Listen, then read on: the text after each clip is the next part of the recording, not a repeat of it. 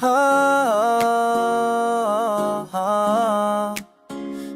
mundo, sanay sa sigaw, may mga kwentong binubulong lang.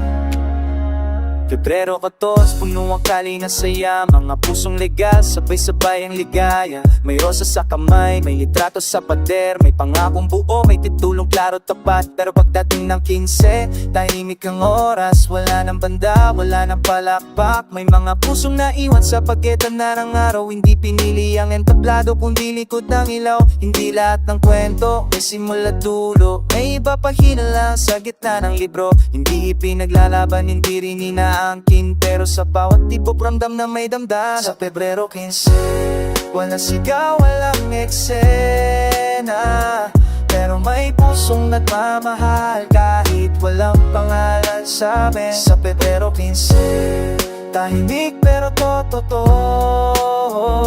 Sa mundong maingay, sa pangako, may pag-ibig na marunong lumayo. Hindi siya kwento, may pagmamalaki sa tropa, hindi rin inistoryang isulat sa dula.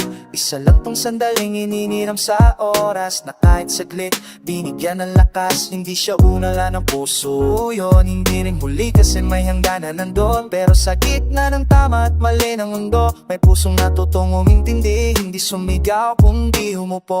Habang ang iba'y nagtatanong ng bakit at kailan, may pusong kontento sa saglit na dahilan. Hindi lahat ng makailangang iyo, minsan sapat na ang alam mong totoo.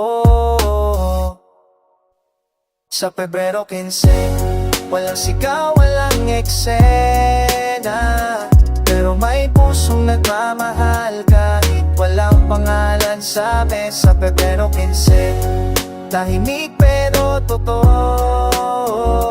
Sa mundong maingay, sa pangako, may pag-ibig na marunong lumayo. Pero kung may araw mang hindi mo maipagmalaki, hindi mo maipakita, hindi mo maipangako sa sarili, alalahanin mo to, hindi lahat ng tahimik ay mahina, at hindi lahat ng pag-ibig kailangang ipanalo para masabing totoo.